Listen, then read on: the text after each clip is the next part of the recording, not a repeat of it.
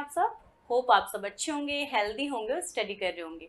आज हमारा चैप्टर है चैप्टर नंबर 12 और हमारे चैप्टर का नाम क्या है? The selfish wolf. कैसा वुल्फ? सेल्फिश वुल्फ, स्वार्थी वुल्फ। ठीक है, वुल्फ हम जानते हैं सब भेड़िया होता है। ठीक है, तो वुल्फ की प्रवृत्ति कैसी होती है?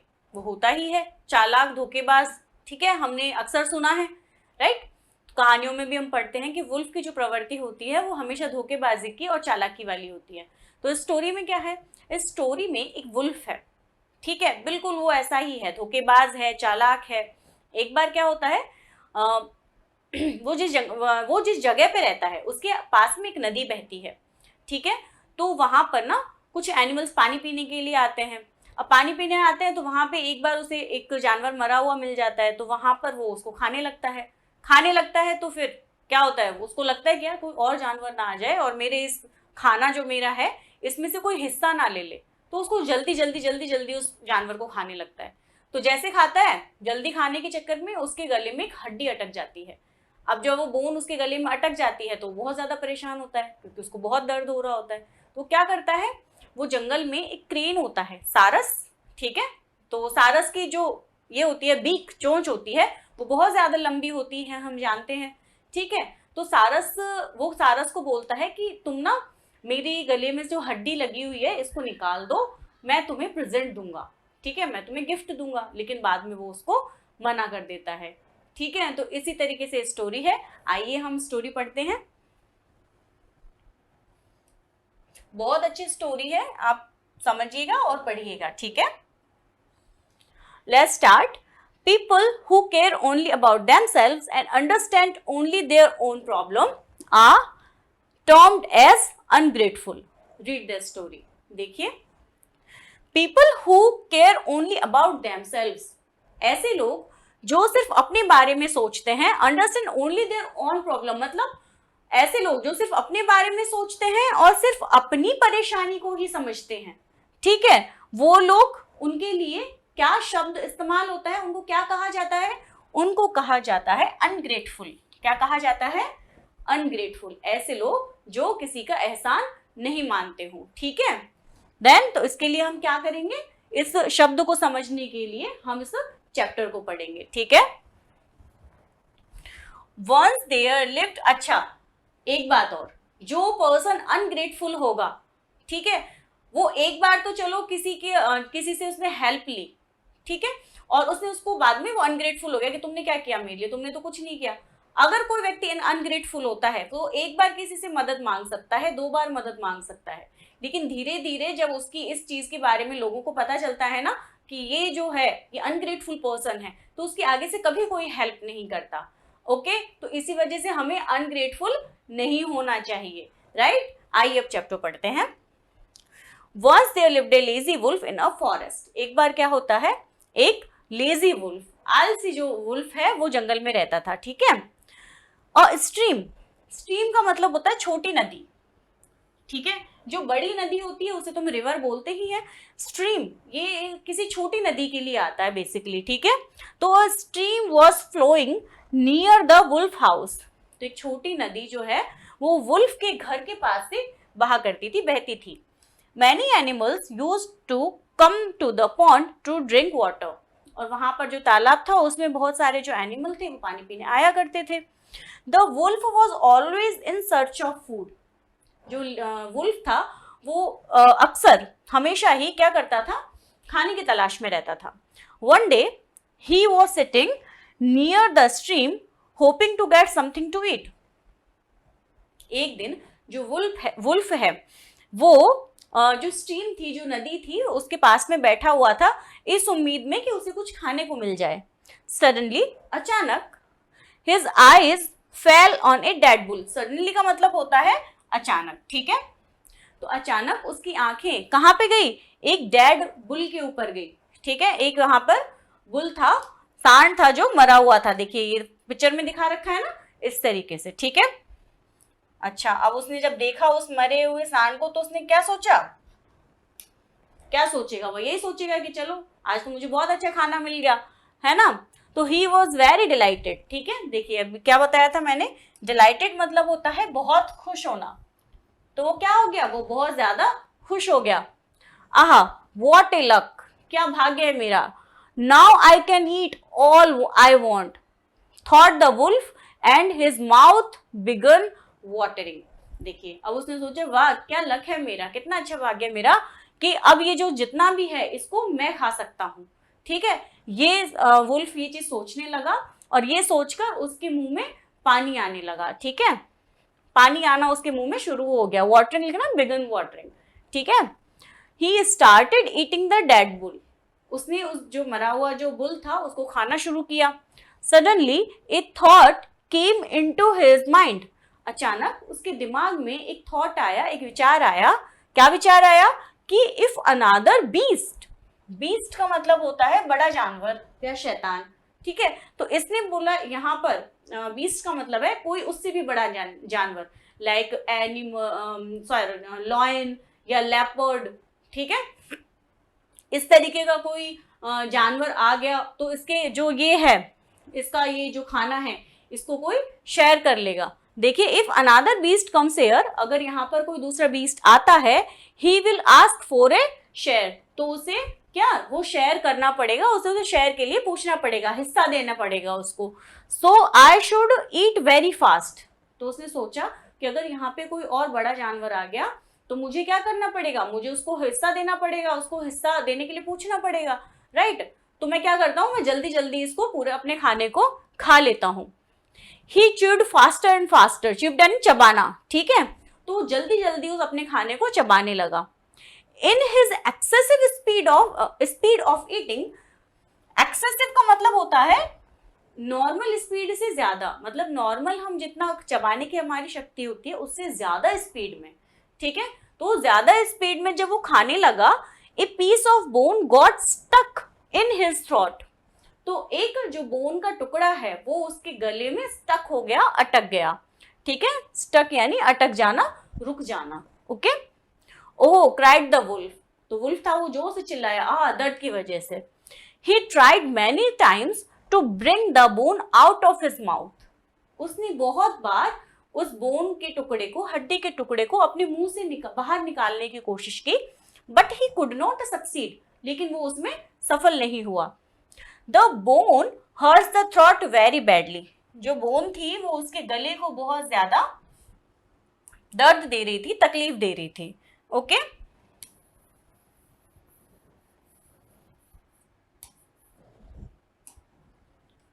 Then What shall I do now? Thought the wolf. Wolf ने सोचा कि अब मैं क्या करूंगा। Suddenly he remembered that a crane lived nearby. अचानक उसे याद आया कि एक क्रेन, एक सारस जो है वो पास में रहता है। The wolf ran to the crane and begged.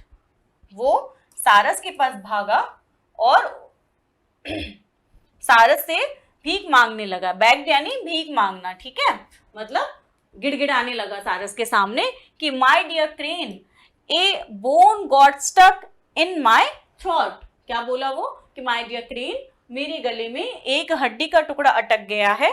If you pull it out of my throat with your long beak I will give you a present. तो क्या कहा इसने कहा कि माय डियर क्रेन, एक हड्डी का टुकड़ा मेरे गले में अटक गया है, अगर तुम उसे अपनी लंबी चोंच, बीक यानी चोंच, ठीक है, अगर तुम उसे अपनी लंबी चोंच से, ठीक है, मेरे गले से बाहर निकाल दोगे तो मैं तुम्हें एक प्रेजेंट यानी मैं तुम्हें एक गिफ्ट दूंगा, ठीक है।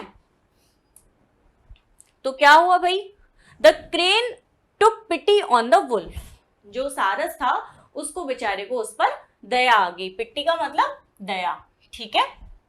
He asked the wolf to look up with his mouth open. तो सारस को उस पर दया आ गई, तो सारस ने उससे कहा कि तुम ऐसे करो, ऊपर की साइड अपना फेस करके अपना मुंह खोल लो, ठीक है। The crane then put its beak into the wolf's mouth and pulled out the bone. तो सारस ने क्या किया, जैसे ही वुल्फ ने अपना चेहरा ऊपर किया, मुंह खोला, सारस ने अपनी बीक उसमें डाली और उस हड्डी को उसके गले से पकड़कर बाहर निकाल दिया, ठीक है। पुल्ड मतलब खींचकर बाहर निकाल दिया, ओके।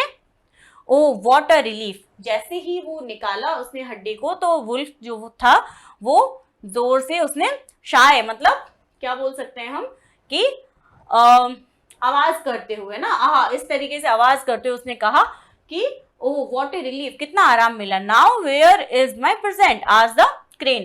क्रेन ने कहा कि ओके वो तो ठीक है लेकिन मेरा प्रेजेंट कहाँ है, मतलब मेरा गिफ्ट कहाँ है। तो ये बोला कि व्हाट प्रेजेंट, कौन सा gift. Replied the wolf, wolf ने कहा pretending not aware of its promise. Pretending का मतलब होता है दिखावा करना या नाटक करना। तो उसने कैसा नाटक किया कि उसे कोई प्रॉमिस ही याद नहीं है। उसने ऐसा नाटक किया कि जैसे उसने कोई वादा कोई प्रॉमिस किया ही ना हो। ठीक है, तो वो ऐसा दिखाने लगा कि जैसे उसने कोई प्रॉमिस किया ही ना हो। Did you not make a promise to give me a present if I remove the bone from your throat, reminded the crane humbly.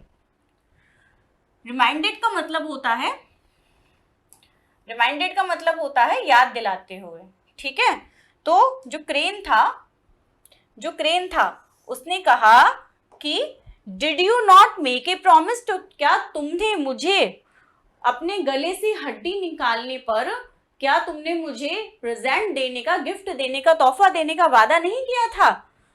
Crane ने हम्बली यानी विनम्रता पूर्वक, रिमाइंडेड यानी याद दिलाते हुए कहा।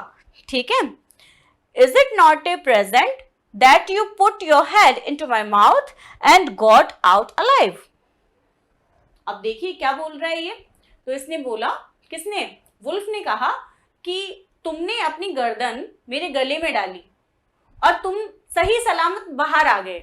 ठीक है, क्या ये तुम्हारे लिए गिफ्ट नहीं है। I could easily crush your head when your beak was inside my mouth.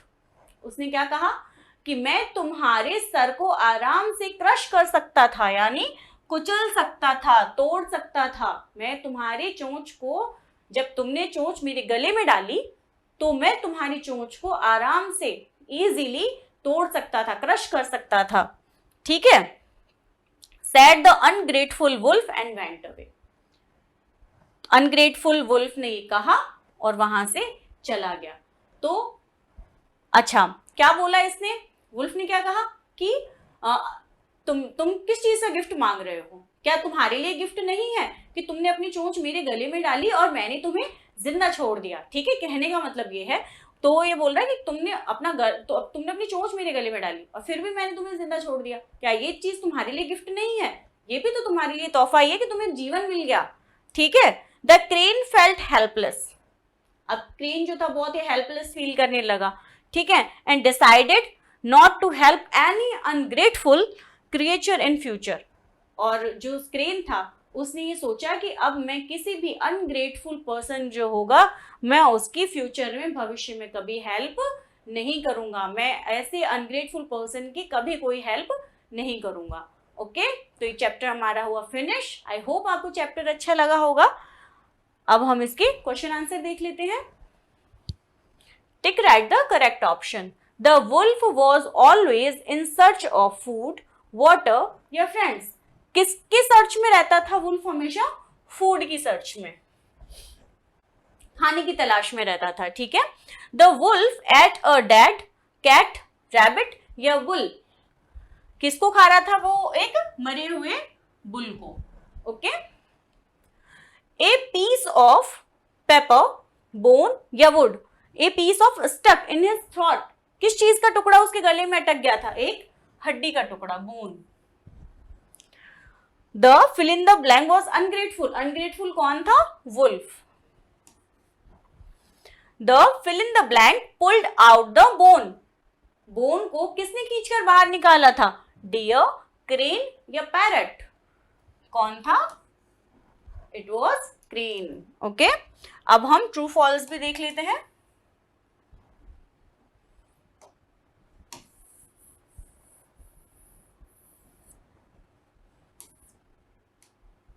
देखिए, the river was flowing near the tiger's house. नहीं, किसके घर के पास बहती थी नदी, किसके पास, वुल्फ के घर के पास, है ना। तो ये स्टेटमेंट कैसा है, फॉल्स है। ठीक है, गलत स्टेटमेंट है। The wolf was always in search of food, बिल्कुल सही बात है, वो हमेशा खाने की तलाश में रहता था। ठीक है। A piece of bone got stuck in the throat of wolf, जो हड्डी का टुकड़ा है वुल्फ के गले में अटक गया था, बिल्कुल सही बात है ना, तो it's a true statement. The crane took pity on the wolf, हाँ जी, जो क्रेन था उसको वुल्फ पर दया आ गई थी, पिटी यानी दया आना, तो ये स्टेटमेंट भी सही है। The crow put its beak into the wolf's mouth, क्या किसी कॉय ने वुल्फ के मुंह में से क्या किसी कॉय ने वुल्फ के मुंह में अपनी चोंच डाली थी? नहीं, वो कौन था? वो क्रेन था। तो ये स्टेटमेंट कैसा है? It's a false statement. चलिए, ये क्वेश्चन मैंने आपको करा दिए हैं, बाकी क्वेश्चन आप खुद से देखिएगा। ठीक है, आई एम श्योर आप सारे बच्चे कर लेंगे। तो अब हम मिलते हैं नेक्स्ट चैप्टर में, तब तक अपना ख्याल रखिए और पढ़ते रहिए। Thank you so much.